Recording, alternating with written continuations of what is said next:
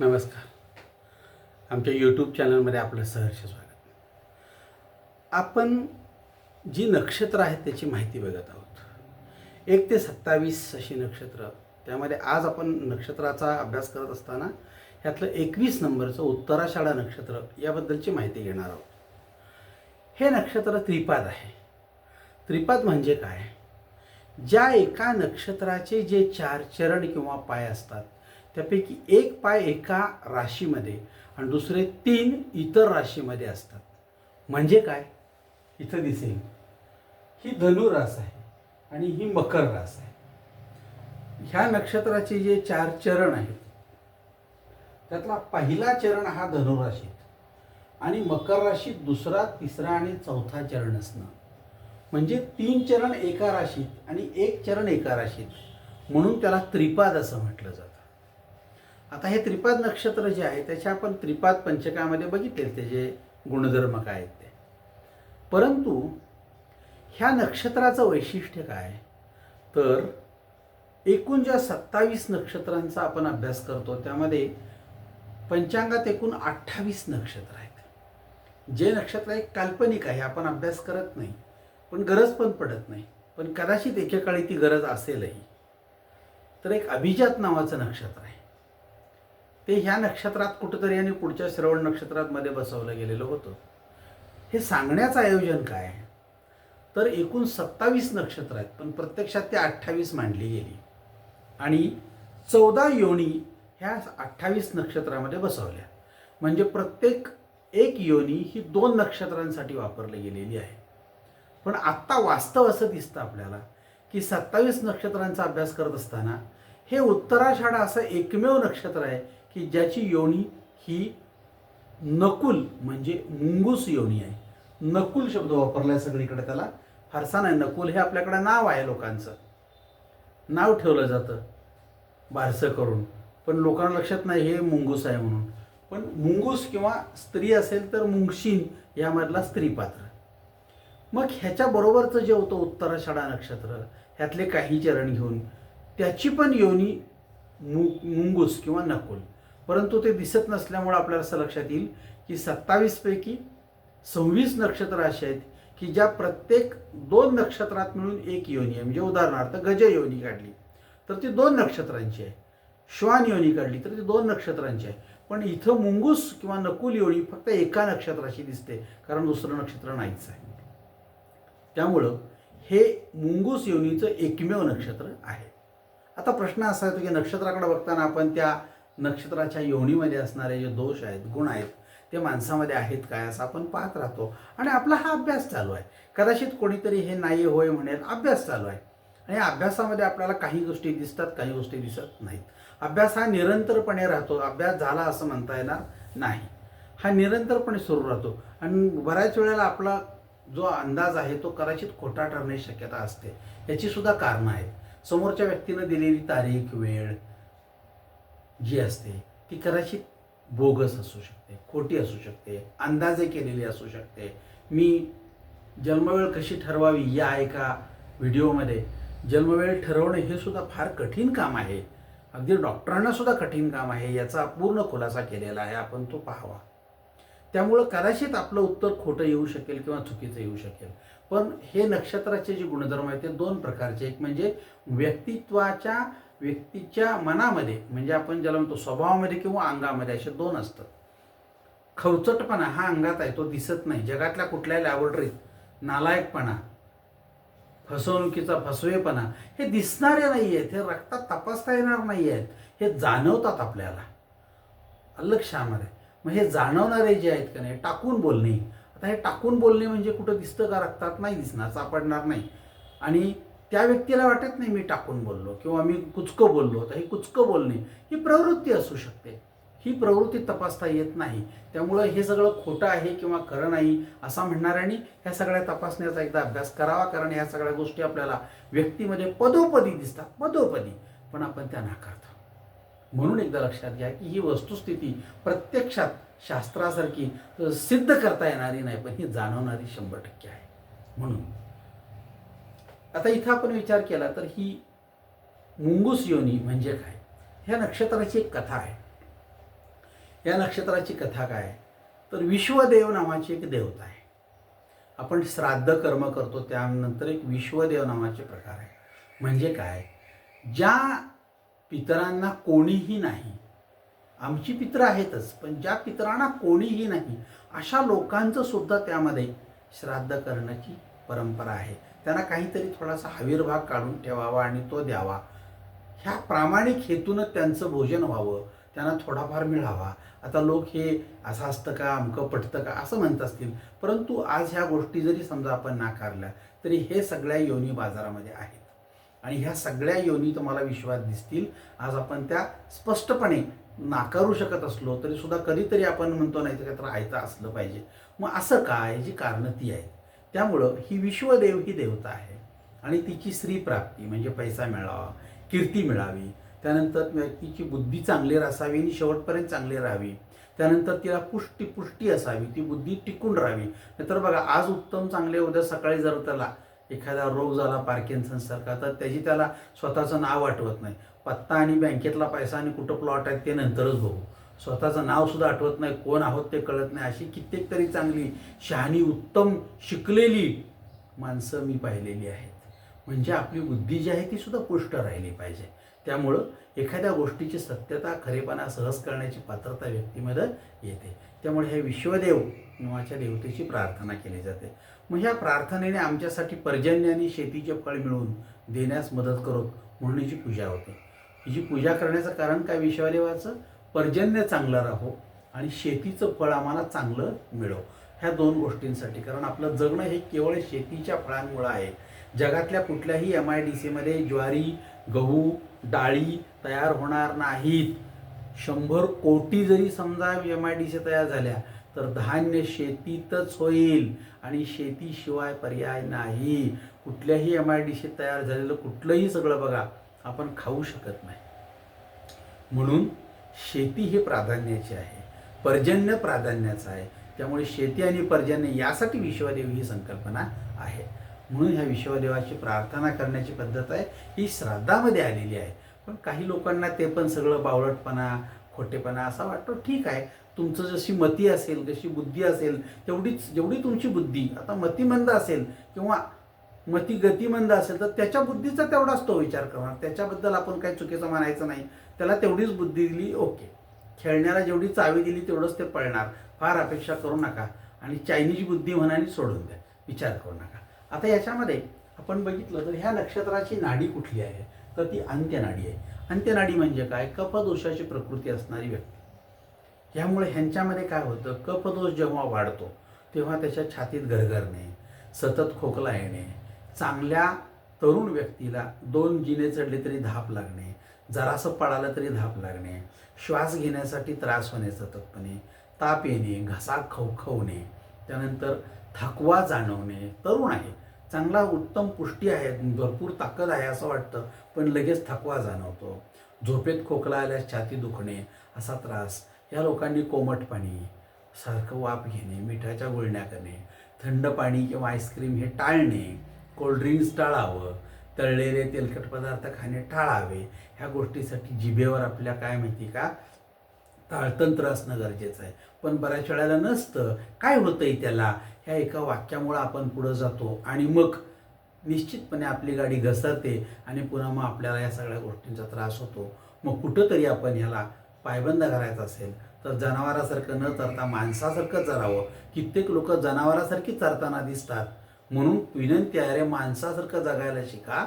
आपल्याला गरजेचं काय आहे तेवढं खा, उद्या मिळणार आहे, उद्या आपण जगणार आहोत याच्यावर श्रद्धा असेल तर तुम्ही इतकं तुटून पडणार नाही. त्यामुळं कप साचवण्यापेक्षा तो बाहेर काढत राहा. अंत्यनाडीच्या लोकांना अत्यंत चांगलं जगणं मिळणार आहे, परंतु तुम्ही स्वतःची माणूस म्हणून विचार केला तर. नाहीतर मग ह्या लोकांचं जगणं हे सततपणे डॉक्टरांचं बोट धरून चालणाऱ्या लहान मुलासारखी अवस्था होते. म्हणून प्रयत्न करा की आपल्याला नाडी जर आपली अंत्य असेल तर आपल्याला जगणं जे आहे ते चांगलं पाहिजे तर आपल्या शरीराचा विचार करायला पाहिजे आणि जिभेवर ताळतंत्र ठेवायला पाहिजे. त्यानंतर ह्याची योनी आहे कुठली आहे, ती मुंगूस योनी, आपण ज्याला म्हणतो की नकुल म्हटलं जातं. आता ह्या मुंगूस योनीचं वैशिष्ट्य काय बघा, ह्या योनीचा अभ्यास जर आपण केला तर मुंगसासारखा ह्यांचा चेहरा कधीच नसणार आहे. तर स्वभावात ते गुण दिसून येतात. ते हळूहळू अत्यंत चलाख आणि चपळ, मुंगूस बघितलं, अत्यंत चलाख आणि चपळ. नाग दिसला की त्याच्यावरती काय करणार, हे तो शत्रू नाही, त्यानं काही केलेलं नाही, पण ह्याला वाटतं की लगे आक्रमकता त्याच्यावर काय करावं, तुटून पडावं. हा सगळा प्रकार अतिशय कुटुंब आणि संततीची काळजी घेणारा मुंगूस तशीच ह्या व्यक्तीमध्ये असते. कुटुंबाची आणि संततीची अतिशय काळजी असते. पण ह्यांचं जर आपण व्यक्तिमत्व बघितलं तर त्या मुंगसासारख्या ह्यांना मोठ्या मोठ्या मिशा, ह्यांची सारखी त्या मुंगसाची मोठी मोठी शेपटी असते. स्त्री असेल तर लांबलचक वेणी आणि ती सारखी हलवत बसलेली, वाढवलेली नखं, त्यानंतर डोळे रोखून इतरांना पाहणे, डोळ्यात असणारा पिवळा रंग, ह्या सगळ्या प्रकारात बघितलं की आपल्याला मग ह्यांच्यात मुंगूस दिसतो. एकदा मुंगूस बघायची सवय झाल्यानंतर माणसामध्ये कळतं की ही मुंगसाची प्रवृत्ती आहे. एखाद्याला निहाळायची मुंगसाची सवय बघा, डोळे भरून पाहत राहील, आपल्याला कळतच नाही हे काय बघतंय. मग हे कुठं नेमके राहतात बघा. मुंगसाचे वैशिष्ट्य चांगलं घर बांधलं का नाही, पडीक इमारती, पडीक जागा, जुनाट घरं, भकास वाडे, मोडकळीला आलेल्या वस्तू, ह्यामध्ये राहणारे आपले लोक आहेत. संपूर्ण वाडा पडलाय, सगळं झालं तरी जागा सोडणार नाही. कोर्टात केस चालू आहे, मी जागा सोडणार नाही, आम्ही इथं कूळ लावलंय असं म्हणणारी, मरेपर्यंत त्या जागा धरून ठेवणारी, भूत झालं तरी तिथं राहणारी माणसं कमी आहेत का? ही मुंगसाची प्रवृत्ती, दुसरं काय आहे. अगदी सोडली जागा तरी सुद्धा त्यांच्या प्रवृत्तीमध्ये फरक पडत नाही. अगदी सोडली जागा, पडीक झाली आहे, सगळं पडलंय, गळायला लागलंय, तरीही यात एखादं काहीतरी डबडं बिबडं, एखादी खुर्ची ठेवून कुलूप लावून नावाची पाठी लावून ठेवतील. आतमध्ये मुंगसं राहतील, नाग राहतील, साप राहतील, चिमण्या जाऊन बसतील, सगळं पडीक आहे, आत दार उघडता येत नाही, एवढ्या जाळ्या झाल्यात. पण आमची जागा जाताना घेऊन जा बरं का तुमची जागा. अशा स्वरूपाच्या व्यक्ती ह्या कोण आहेत? ह्या सगळ्या मुंगुशोनीच्या ह्या आपल्याकडं आहेत. थोडंसं इकडं बघा, तुमच्यातच तुम्हाला ह्या सगळ्या दिसतील. ह्या सगळ्या तुमच्यातच तुम्हाला दिसतील. ह्या पडक्या जागेत काय पडलं, स्वतःचा बंगला बांधला नाही तरी सुद्धा आमची जागा ही आहेच, मी सोडणार नाही, ही मुंगूस व्यक्ती आहे असं समजायचं. मग आता ह्या लोकांना काय, त्यात राहणं अधिक पसंत आहे. नवीन घरं, बंगले, फ्लॅट असून सुद्धा हाव त्या पडक्या वस्तूची सुटत नाही. कारण मुंगूस योनी 4 अनावश्यक वस्तू तिथं ठेवून कुलपं लावतील, हक्क सोडणार नाहीत. ही मुंगसं तुमच्याबरोबर आहेत, तुम्हाला रोज दिसतील, तुम्हाला मी वेगळं नावं सांगण्याची गरज असत नाही. मग ही मुंगसं बघा तुमच्याबरोबर आहेत काय. मग ही नाग दिसला की त्याला शिव्या देतील. आता जो मालक आहे घराचा तो ह्यांचा शत्रू नाही, ज्यानं वाड्याने दिलं तो वारला, त्याच्यानंतर त्याचा मुलगा, त्यानंतर त्याचा नातू, त्याचा तर काय संबंध पण नाही, पण तो दिसला की ह्यांचं डोकं फिरतं. दिसला बघा तो, म्हणजे तो नाग आणि हा मुंगूस, म्हणून हा अटॅक करतो. त्याच्याबद्दल चांगलं बोलायची प्रवृत्ती यांच्याकडे असत नाही. याची कारणं ती आहेत. पिढीजात यांच्यामध्ये समोरच्याला शत्रुत्व करून घेण्याची प्रवृत्ती ह्या मुंगूस योनीमुळे येते. म्हणून ह्या माणसामध्ये ह्या प्रवृत्ती आहेत काय, आहेत. ही मुंगसं समाजात प्रचंड मोठ्या प्रमाणावर आपल्याकडे आहेत. म्हणून बघा, ह्या सगळ्या प्रवृत्तींना आपण काही करू शकत नाही, पण माणसात ह्या प्रवृत्ती दिसल्या की समजायचं ज्योतिषशास्त्रामध्ये ह्या गोष्टी बरोबर दिलेल्या आहेत. आता ह्या मुंगसाबरोबर बघितलं तर ही मनुष्यगणाची आहे. ह्या गणामध्ये फार मंडळी चमत्कारिक असते. मनुष्यगणी व्यक्ती म्हणजे काय, सत्वगुण, रजोगुण आणि तमोगुण अशा माणसामध्ये 3 प्रकारचे गुण असतात. ह्यात रजोगुणांचा संचय जास्त असणं, म्हणजे तुमच्यामध्ये सत्वगुण आणि तमोगुण कमी, म्हणजे चांगले गुण आणि वाईट गुण कमी पण मध्यम स्वरूपाचे काही गुण असतात. हा जर प्रकार बघितला तर आपल्याला असं लक्षात येईल की हा रजोगुणी मनुष्य आहे आणि त्या स्वतःच्या प्रवृत्ती तो टिकवून ठेवण्याचा प्रयत्न करतो, त्यात दक्ष असतो तो. म्हणजेच काय, ह्यांची वृत्ती असते खोबरं तिकडं चांगलं. तुम्ही कुठल्या पक्षाचा, जो मला पैसे देईल त्या पक्षाचा, असा म्हणणारा मनुष्यगणी माणूस हा अतिशय खोबरं तिकडं चांगलं असा जगणारा असतो. हा कधीच कोणाचा नसतो, ह्याला कोण विकत घेईल त्याचा. हा जर प्रकार बघितला तर ह्या माणसाचं स्वतःचं व्यक्तिमत्व असं काही असत नाही. त्यामुळे ती म्हैस विकत घेऊन तिची धार काढणारे जे आहेत तेच ह्या लोकांचं करतात. त्यामुळे ही माणसं अशीच जगणार, यात बदल असणार नाही. जिकडं फायदा तिकडची बाजू आपली, अशी विचारसरणी यांची. कधी देवगणासारखे जगतील तर कधी राक्षसगणासारखे जगतील. यांची नेमकी अशी कधी विचारसरणी मला पाहण्यात आलेली नाही. त्यामुळे ह्यांच्यावर विश्वास ठेवून यांच्याविषयी कुठले व्यवहार करताना 10 वेळा विचार करायचा, आपण फसणार तर नाही ना. त्यामुळं आता ह्यांना सांगितलेलं आहे की तुमचा आराध्य वृक्ष फणस. आपल्याकडं फारसं घाटावर फार फणसाची झाडं नाहीत, परंतु सगळ्या कोकणातून येणारा फणस म्हणजे काय, ह्यांचा आराध्य वृक्ष फणस आहे. तुम्ही हे लावा. याचं कारण असं की तुम्हाला त्याची चांगली उत्तम फळं मिळतील. म्हणजेच काय, फणसापासून एक गोष्ट शिकता येण्यासारखी असते. वरून अतिशय तो काय असतो, तर त्याला टोचणाऱ्या काट्यासारखे काटे असतात, अतिशय टणक कातडी असणार आहे, पण आतमध्ये अतिशय गर चांगला. आता तुमचं नशीब चांगलं असेल तर तो बरका आहे का नाही हे कळत नाही. जर चांगला असेल तर तुम्ही खाणार, बरका असेल तर तोंडात फिरत राहणार. ह्या लोकांच्या प्रवृत्तीमध्ये हा दोन दिसतो. हे लोक दिसायला बेरडासारखे दिसतील, ह्यांच्यामध्ये भरपूर काटे आहेत वरती, अतिशय टणक कठीण आहे, परंतु अतिशय हृदयानं कोमल असणारी माणसं. म्हणजे दिसताना अतिशय आपल्याला ती माणसं क्रूर दिसतात, पण अतिशय मायाळू असणारी माणसं ही ह्याच राशीमध्ये आपल्याला दिसतात. त्यामुळं कदाचित असं असल्यामुळं ह्यांचा जो देव आहे तो म्हणजे ह्यांचं जे आराध्य वृक्ष ते फणस दिलेलं असावं. त्यानंतर ह्या दान ह्या नाही ते म्हैस दान द्यायला सांगितलेले. शक्य आहे का हो म्हैस दान देणं? पण ज्यांची प्रवृत्ती आहे ते देतात, आहेत देणारे आहेत, आपल्याकडं नाहीत, पण ह्यांची संख्या कमी आहे. सोन्याचे मुकुट देवाला घालणारे लोक आहेत. आज सोनं परवडणार आहे का? नाही, नाही परवडणार. 1 तोळा 1.5 लाखाला जर समजा मांडला तर ते मुकुट जर समजा 1 पाव किलोचा असेल तर किती रुपयाचं दान केलं या लोकांनी? असे दानधर्म करणारे लोक आहेत. आणि आजही अशा लोकांची गरज आहे की जे लोक होतकरू चांगल्या एखाद्या माणसाला 4-5 म्हशी दान घेऊन देतात. कर, व्यवसाय कर, मला पण जरा दूध दे, 4 पैसे मिळव आणि जग, अशी मी स्वतः पाहिलेली आहेत. पण अशी लोक आहेत म्हशी दान देणारी, पण ती दान कोणाला?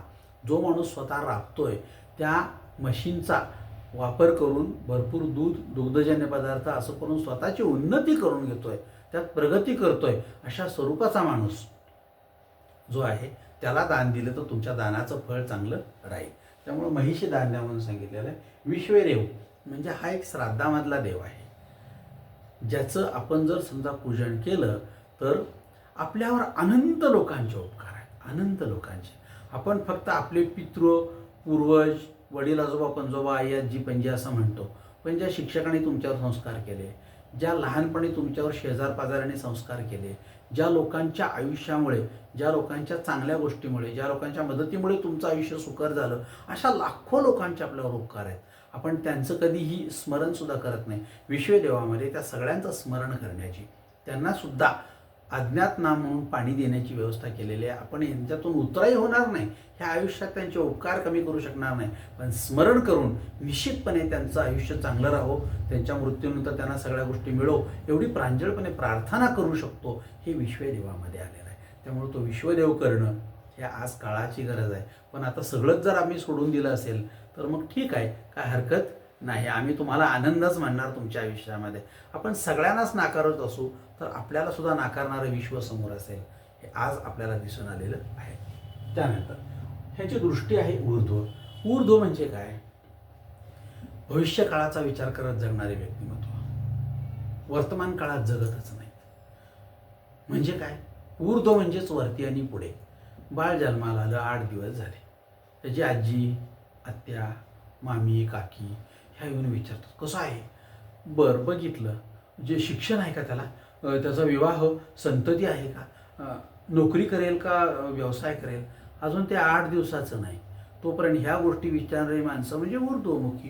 काय विचार करला, पहिलीच घातले, अजून ते शाळेला जायचं आहे, तो त्याला डॉक्टर करणार आहे, अशी म्हणणारी व्यक्तिमत्व. तोपर्यंत तू जगणार आहेस काय, ते जगणार आहे काय, तोपर्यंत डॉक्टर शिकणाऱ्यांची बुद्धिमत्ता टिकणार आहे काय, हा सगळा विचार करताना वर्तमानात जगा, वर्तमानात जगा असं सांगणारा व्यक्तिमत्व आपल्याकडे पाहिजे. त्यामुळं ऊर्ध्वमुखी म्हणजे काय? भविष्यकाळात विचार करत जगणारे व्यक्तिमत्व प्रचंड आहेत. आपल्याला त्यांच्यापासून त्रासच जास्त आहे, कारण आत्ता जे नाही त्या गोष्टी सगळ्या ओरडत बसतील, पण आत्ता जे वर्तमान आहे त्याच्याकडं काय, त्या गोष्टींचा एकदा विचार करायला पाहिजे. ही मंडळी वर्तमानात जगताना फक्त भविष्यकाळाचा ध्यास घेत राहिली तर भविष्यकाळ हा मिळेल का नाही मला माहीत नाही, पण वर्तमान काळ मात्र आमचा निष्ठून गेला. त्यामुळं मला त्यांचं वाईट वाटतं. आणि ह्यांची दृष्टी जी आहे ती मंद आहे. मंद दृष्टी म्हणजे काय? लोकांना डोळे चांगले आहेत पण दृष्टी मंद आहे. व्यवहारातलं फारसं छान पण कळत नाही. 35-40% मुलगा, 40% मार्क पडलेले असतात मुलाला, शाळेनं 20% दिल्यामुळे 60% फुगवटा आला. म्हणजे काय? तर 2 फूट उंचीच्या डब्यावर उभारून तुमची उंची मोजली तर तुमची 7 फूट निघाली, तर प्रत्यक्षात तुमची उंची आहे 5 फूट. माझा मुलगा 7 फूट आहे असं म्हणून सांगणं हा काय आहे? तर दृष्टी मंद असलेला प्रकार आहे. प्रत्यक्षात मुलाला 60% मार्क पडले असतात, तो असतो 40%चा. आता बोर्डाचा निकाल 95, 96, 97% पण लागत आहे. एक काळ असा होता की 60%च्या वर जातच नव्हता. ह्या मुलांना मार्क आहेत 90%, पण बुद्धिमत्ता 60% सुद्धा नाही आहे. हे लगेच वास्तवात समजतं आपल्याला. गणितामध्ये 95 मार्क पडलेल्या मुलाला जर तुम्ही 13चा पाढा विचारला तर त्याला येत नाही, ते कॅल्क्युलेटर मागायला सुरुवात करतं. मग हे सगळं जर बघितलं तर वास्तव वेगळं आणि प्रत्यक्षामध्ये अवास्तव वेगळं आहे. हा सगळा प्रकार दिसला तर ही मंद दृष्टी असणारे पालक असणार, त्यांना वाटतं की हुशार आहे, काही नाही, त्यावर खर्च करतात आणि पुन्हा इयर डाऊन झालं म्हणून घरी येतो आणि पुन्हा मग डोक्याला ताप होतो की अरे हे पोर असं कसं काय नाही. तुम्ही मतिमंद आहात, विचार करा, हे या क्वालिटीचं नाही, हे समजलं पाहिजे. त्यामुळं मतिमंदत्व हे जे आहे ना, दृष्टिमंदत्व हे आपल्याकडे असलं पाहिजे. आपणास व्यवहारातलं काही कळत नाही, त्यामुळे आपल्याला फसवलं जातं. आपण एवढा विचार करू शकत नाही. खराब माल, खराब वस्तू, जास्त मार्क देऊन ते पोरगं हुशार म्हणून आपल्याला पटवलं जातं. आपल्याला कळत नाही का? कळतं की आपल्या मुलाची पात्रता किती आहे. मग त्यांनी मार्क 96, 100पैकी 96 देऊ, अहो त्याची 60ची सुद्धा पात्रता नाही आहे, हे आपल्याला कळतं. पण नाही 96 दिले चांगले, मग आपण खुलतो आणि वेड्यासारखे पुढे जातो. मला असं वाटतं की पालकांनी आपल्या पाल्याचे अंदाजे साधारणपणे लेवल ओळखूनच जगावं. शाळा तुम्हाला हे भरपूर मार्क्स आहेत म्हणून वाढवून देऊन तुम्हाला वेडं करण्याची शक्यता आहे निश्चितपणे, कारण त्यांचा फायदा आहे. त्यांचे पुढचे वर्ग वाढले पाहिजेत, त्यांचे पुढचे वर्ग चालले पाहिजेत, त्यांचे चुकीचे इंजिनिअरिंग कॉलेजेस चालले पाहिजेत, मेडिकल कॉलेज चालले पाहिजेत. 60%च्या मुलाला मेडिकलला मिळायला लागला असतो, 40%चाच असतो. हा सगळा विचार करता पालकांनी आपली दृष्टी जी आहे मंद दृष्टी ती बदलल्याशिवाय तुम्ही चांगलं जगणार नाही, हे 100% खरं आहे. त्यामुळे ह्या नक्षत्राची दृष्टी ती मंद आहे. ही मंद दृष्टी जी आहे ती कमी होण्यासाठी प्रयत्न करा, किंवा एक्सपर्ट ओपिनियन घेणं आणि आपली दृष्टी चुकीची आहे का हे तपासणं हे गरजेचं आहे. त्यामुळं आता याच्यामध्ये जर बघितलं तर ह्याच्या स्वामी रवी आहे. ह्या नक्षत्राचा स्वामी रवी म्हणजे काय? जन्मतःच या नक्षत्रावर ज्या व्यक्तीचा जन्म झाला त्याला रवीची महादशा लागू होते. म्हणजे साधारणपणे काही लोक जन्मतःच आजारपण घेऊन जन्माला येतात, अशा स्वरूपांचा प्रकार हा असतो. पण नुसतं आजारपण असत नाही. कधी कधी हा जर रवी उच्चीचा असेल तर देखणे पण असतं, उत्तम चांगले गुण पण असू शकतात. पण तोच जर रवी नीचेचा असेल महादशेमध्ये तर तुम्हाला निश्चितपणे एखादे आजारपण, एखादी मोठी शस्त्रक्रिया किंवा जन्मापासूनच औषध पाण्यावर जगायचं ह्याही प्रकारात दिसतं आपल्याला. ही दशा असते 6 वर्षे. पूर्ण नक्षत्र भोगला असेल तर 6 वर्षे, अर्ध नक्षत्र असेल तर 3 वर्षे, थोडं अजून कमी असेल तर 1-1.5 वर्षच फक्त भोगावे लागते. पण तेवढ्या कालावधीमध्ये आपण काहीही करू शकतो. शक्य आहे का? होय, शक्य आहे. काही क्षण मिळालेले त्या लोकांनी आयुष्याचं काय केलेलं आहे? सोनं केलेलं आहे. फक्त 6 दिवस तुला जगायला बाकी आहेत असं म्हटलं गेलं तर त्याच्या आयुष्याचं 6 दिवसात सोनं केलं गेलेलं आहे. म्हणून आपण भागवताचा अभ्यास करतो. म्हणजे 6 दिवसात सुद्धा होऊ शकतं? होय, शक्य आहे, शक्य आहे. म्हणून ते कमीत कमी जेवढी वर्ष कमी तेवढं उत्तम, जेवढी जास्त 6 वर्षात काय होतं आपलं असं नाही, पुढचा क्षण माझा काय मला माहिती असत नाही. त्यामुळे विचार करताना सिरियसली करायला पाहिजे. आता ह्या नक्षत्राचे 2 भाग येतात. ते म्हणजे काय? तर पहिला जो चरण आहे त्याला भे अक्षर आलं, भे, परंतु तो आहे धनुराशीत. दुसरा चरण आहे ते भो या नावाने येतो, म्हणजे नावरस नाव भो वरून येईल, भोजराज वगैरे असं. तिसरा चरण आहे जा या स्वरूपाचं, जानराव, मुलगी असेल तर काय जानकीबाई. चौथा असेल तर जी, जिवबा, जिजाबाई या स्वरूपाचं नाव येईल.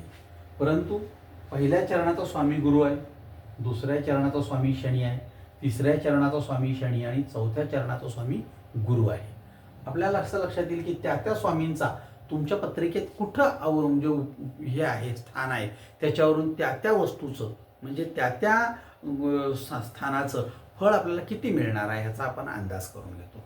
हा सगळा अंदाज आहे आणि आपण ह्याच्यावर पुढे जायचं आहे. आपल्याला असं लक्षात येईल की ह्या गोष्टी जशा अनुभवाला येतील तशा तुम्हाला लक्षात येईल की नाही ह्या बरोबर आहेत, आपण चुकीचा विचार करतो. त्यामुळं हे पहिला चरण आहे त्यावेळेला धनुरास असते, आणि जेव्हा दुसरा, तिसरा, चौथा चरण असतो तेव्हा ती मकर रास असते. मग पहिल्या चरणात येतो तेव्हा त्याचा स्वामी कोण आहे? गुरु आहे. धनुराशी क्षत्रिय वर्णाची रास आहे, आक्रमक रास आहे. व्यक्तीमध्ये तेवढा आक्रमकपणा येईल. पण एकाच वेळी असं लक्षात येईल की धनुराशीची काही माणसं 2-3 माझ्याकडे आहेत, प्रत्येकाचे गुण वेगळे आहेत असणार ना. काही धनुराशीत येतात आणि काही मकर राशीत येतात, नक्षत्र तेच आहे. आता हे धनुराशी असणारे पहिल्या चरणावर असणारी 5 जण घ्या आणि त्यांचा अभ्यास करा. असं लक्षात येईल. पहिल्या चरणात आहे धनुराशीत 4 जण आहेत. 4ही पत्रिका हातात घ्या. तुमच्या असं लक्षात येईल की प्रत्येक पत्रिकेतला लग्न घटक वेगवेगळा आहे.